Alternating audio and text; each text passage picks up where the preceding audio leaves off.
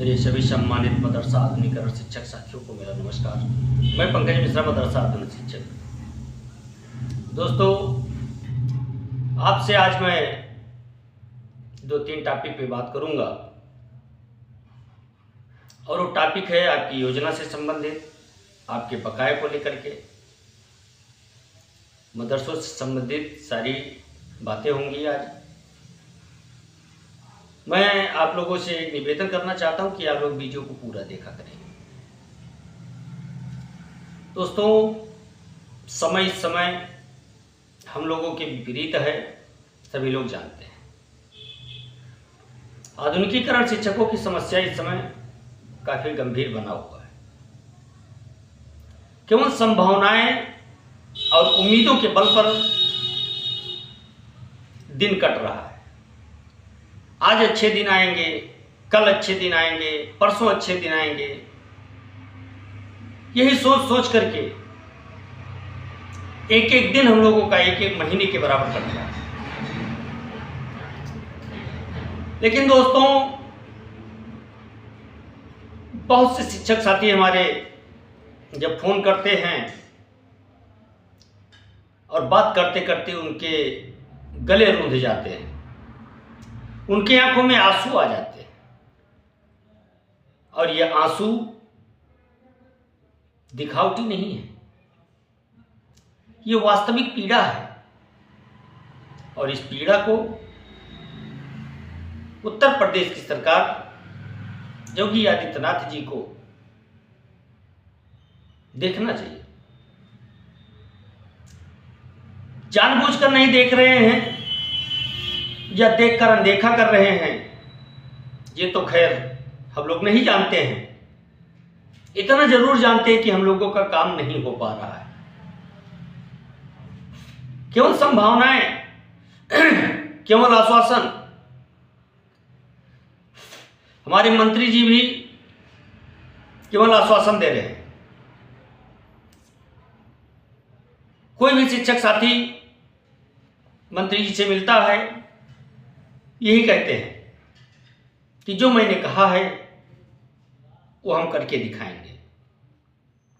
लगता भी है कि करेंगे, लेकिन हम लोगों के धैर्य की परीक्षा हो रही है। अभी आपके ऊपर निर्भर करता है कि आप कितना धैर्य बनाए रख पाते हैं। इंतजार सबको है एक फैसले का कि कब मीडिया के सामने आकर के हमारे मंत्री जी स्कीम को चलाने का ऐलान करें कि फला दिन से ये स्कीम संचालित की जाएगी। उस इंतजार में रातें नहीं कटती है दोस्तों, ये वास्तविकता है। लेकिन क्या हम अपना कर्म करना छोड़ दें? नहीं, हमको अपना कर्म करना होगा और एकता की टीम कर रही है। आज भी एकता टीम के सिपाही लखनऊ में मौजूद हैं।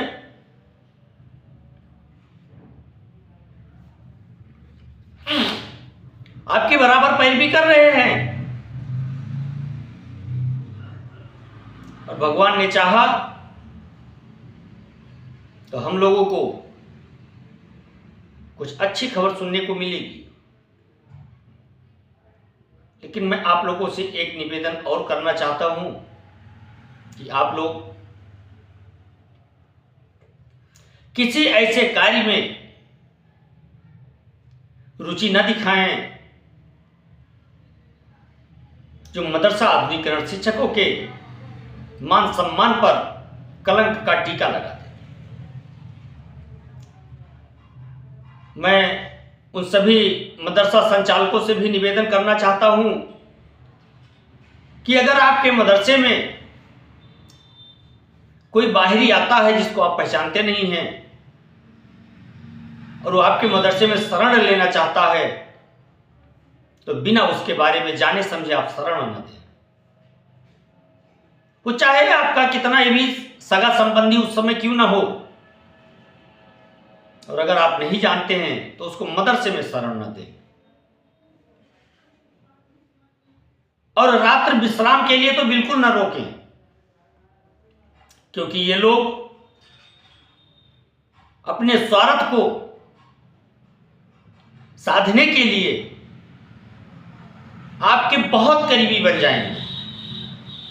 और दोस्तों, ये रूप बदलने में बड़े माहिर होते हैं और आपके भोलेपन का ये फायदा उठाएंगे, बदनामियों का दाग आपके ऊपर लगा करके फिर चले जाएंगे।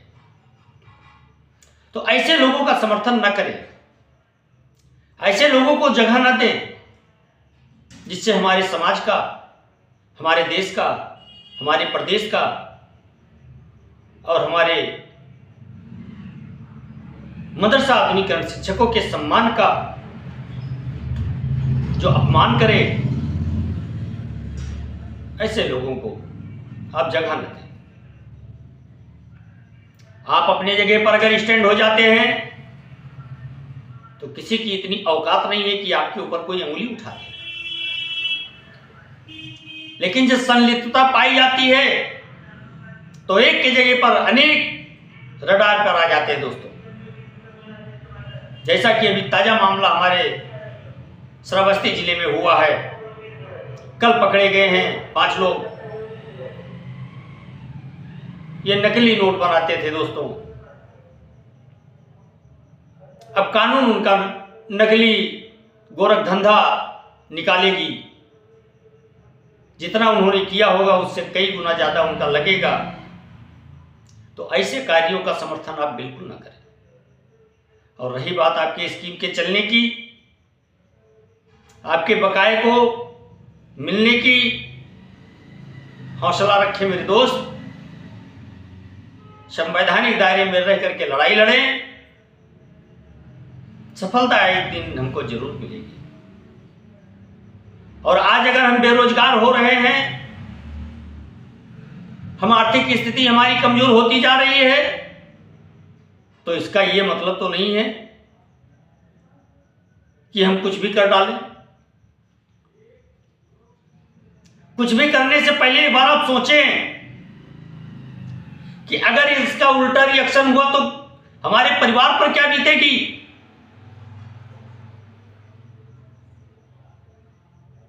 ये सबसे पहले सोचें कि जब आप नहीं रहेंगे तो आपके बच्चे क्या खाएंगे, आपके बूढ़े मां बाप के लिए दवाई कौन लेके आएगा, आपके बीवी के लिए खर्चे कौन उठाएगा।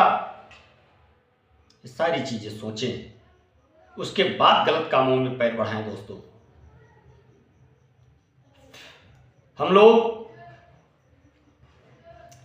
कैसे भी करके अपना जीवन काट सकते हैं, लेकिन गलत कामों का समर्थन नहीं कर सकते, क्योंकि ये हमारा काम नहीं है। और हम निजी स्वार्थ के लिए देश के साथ गद्दारी करें, यह असंभव है। निजी स्वार्थ के लिए सामाजिक का नुकसान करें, निजी स्वार्थ के लिए देश की इकोनॉमी को कमजोर करने का प्रयास करें, नहीं होना चाहिए ऐसा। हाँ, समस्याएं हैं हमारे ऊपर, इससे कोई नहीं दूर भाग सकता है,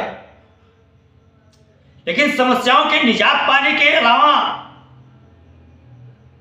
आप अपनी समस्या बढ़ा लोगे।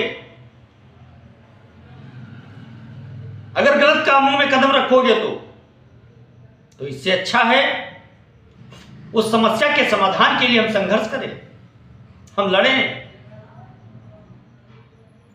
और फिर अपना खोया हुआ सम्मान वापस पाएं। और वो हो रहा है, आपकी लड़ाई लड़ी जा रही है,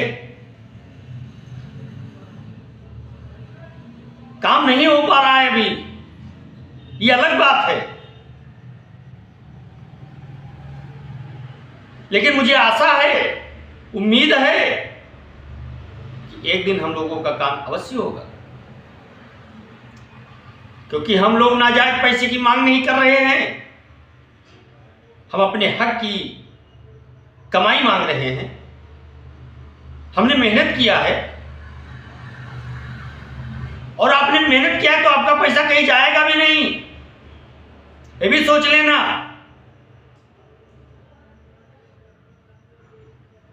एक चीज आप समझ सकते हैं कि पानी में ज्यादा देर तक आप डुबकी लगा करके नहीं रुक सकते। कुछ देर के बाद आपको बाहर आना पड़ेगा।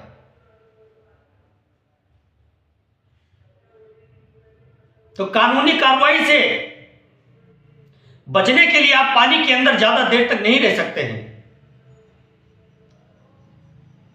आप बाहर आएंगे तब आप पकड़े जाएंगे। इससे अच्छा है कि आप अपने कपड़े को गीला ना करें, पानी में ना कूदें। मेरे कहने का तात्पर्य है कि सरकार कितना रिव्यू डालेगी, उसका भी एक बार अंत होगा। कितने बहाने बनाएगी, उसका भी अंत होगा। और दोस्तों, संशोधन बिल आने के बाद इतना मान के चलिएगा कि आधुनिकीकरण स्कीम को चलने से कोई रोक नहीं सकता है। वो चलेगा, बकाया भी मिलेगा। 8 जनवरी को बकाये को लेकर के माननीय इलाहाबाद हाईकोर्ट में उसकी डेट है। हाँ, हो सकता है अदालती कार्रवाई है, डेट बढ़ भी सकती है, लेकिन जिस तरह से बताया गया है उस हिसाब से अगर देखा जाए तो 1-2 तारीख में ही, 1-2 पेशी में ये मामला फाइनल हो सकता है दोस्तों। और ये उम्मीदें हैं कि जो एक बार फैसला आता है पहली बेंच का, रिव्यू में भी वही आएगा। और जब वही फैसला आएगा तो उस फैसले को अगर आप सुप्रीम कोर्ट में चैलेंज करते हैं तो सुप्रीम कोर्ट में भी उस पर विचार किया जाएगा। इतना जल्दी वहां से भी आपको राहत नहीं मिल सकती है। लेकिन आधुनिकीकरण शिक्षकों के बकाये को लेकर के जो भ्रांतियां चल रही हैं ये भी दूर होंगी।